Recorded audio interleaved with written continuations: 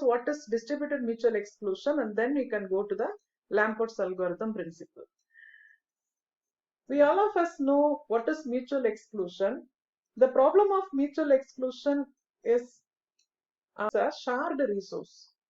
When there is a shared resource and there are number of other processes or sites want to access the shared resource, the concurrency of access should be managed efficiently in order to avoid any integrity problem. So that the mutual exclusion algorithms are emerged in order to control the shared access in such a way to maintain the system integrity. Similarly, in distributed environment, there are shared resources so that the mutual exclusion mechanism is essential here in order to manage the concurrent access of the shared resources by several sites which and all are involved in the distributed environment. And also we have to keep in mind, in distributed environment, the sites are distributed. It is not a centralized site. So the challenge behind mutual exclusion is very tedious to solve. Unlike our centralized system, single computer system, in distributed system, there is no shared memory to make this shared memory to enable simple mutual exclusion algorithms. Okay, so we would have come across with many centralized system mutual exclusion algorithms like semaphores and all, where there is a distributed environment. We all of us know there is no shared memory, so that the system becomes more and more complex. And also, not only shared memory is absent, but there is no physical clock. We all of us know there is no physical clock in distributed systems. And also, the unpredictable message delays are quite common. So these are the factors making the distributed mutual exclusion more challenging. Let's come to the distributed mutual exclusion algorithms and its classification. The distributed mutual exclusion algorithms are classified into two categories. One is token based, another is non-token based. In token based algorithm, a unique identifier, which is a unique token, is shared among the sites. Whenever the site is want to enter into the critical section, it will acquire the token and possess it. Once the site possesses the token, the site is allowed to enter into the critical section.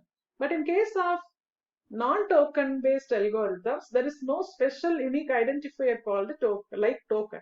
So we should rely upon some defined local variables, and we need to devise a mechanism what is the value of local variable which makes the site eligible to enter into the critical section. Define the system model before that. The system model observed here is, at any instant a site may have several requests for critical section, and also that many requests will be queued up onto the sites, and then each and every request will be entered into the critical section one at a time. And also a site can be in one of the three states, like requesting state, executing state, or at idle state at a time. In requesting state, the site is blocked and cannot make further request. On executing state, the site is actually captured the critical section and keep executing the section. And in idle state, the site is neither requesting nor executing. And also, in token-based algorithms of mutual exclusion, apart from these three states, one more state is called idle token state is observed.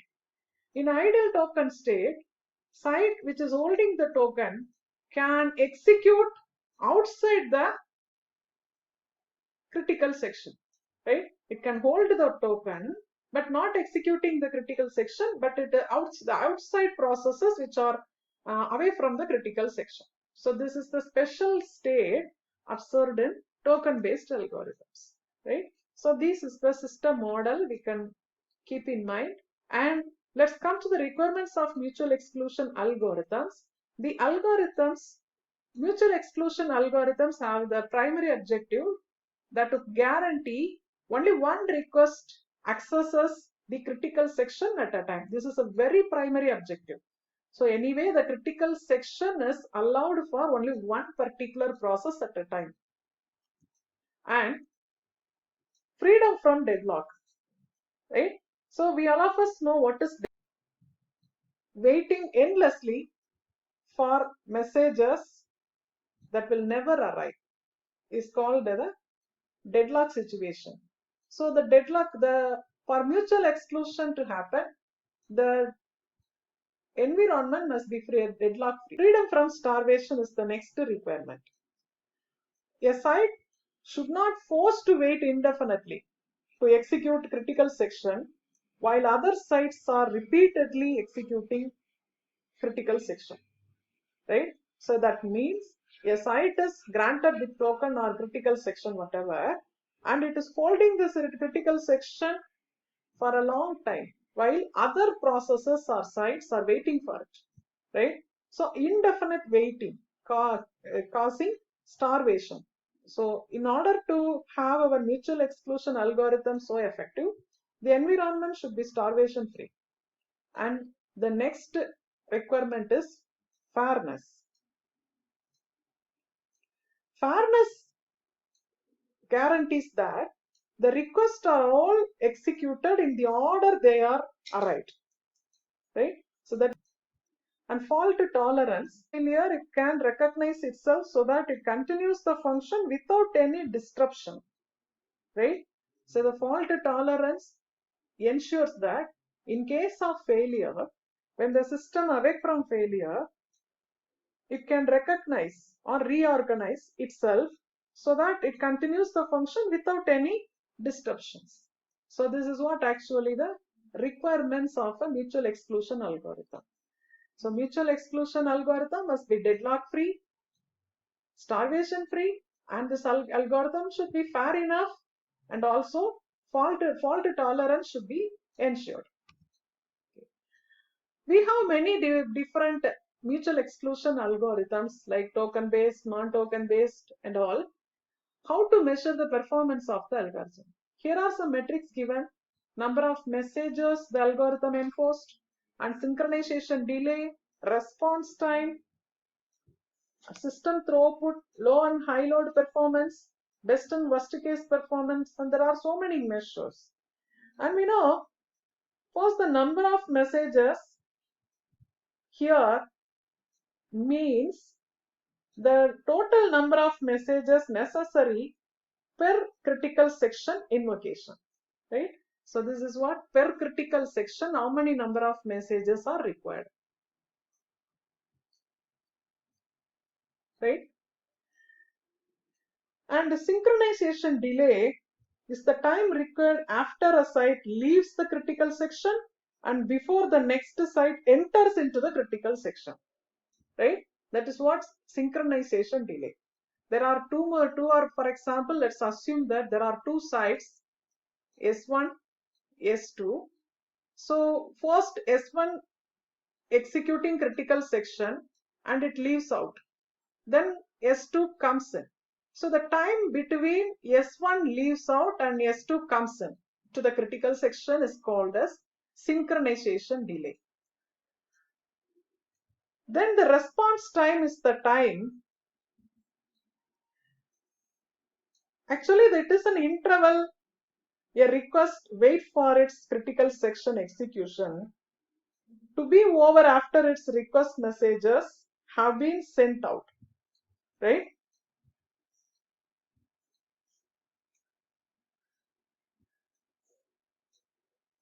Right? So that means a site is sending here, for example, S1 sends request for critical section, right? At time T1, and critical section is granted to S1 at time T2, right? So the response time here is ST2 minus T1. So the interval between the site requesting the critical section and the time it granted the critical section to execute, right? That is what actually the response time. And then the next metric is throughput, system throughput. System throughput is the rate at which the system execute request for the critical section. Actually, the synchronization delay is absurd. System throughput is absurd through a formula 1 divided by SD plus E. Here, SD stands for the synchronization delay and E stands for the average critical section execution time. So SD stands for synchronization delay, whereas E stands for average critical section execution time. And other metrics like low and high load performances all are more than one request for mutual exclusion simultaneously can be entered into the system. Under high load condition, there is always pending request, right? So the performance of mutual exclusion algorithm depends upon the loading condition of the system and is often studied under two different special loading conditions like low load and high load, what I explained earlier. Right? Case prevailing conditions are such that a performance metric attains the best possible value. In the worst case side, the response time is very, very high, so that the prevailing metric, so that performance. This is what actually the metric of best and worst case performance is.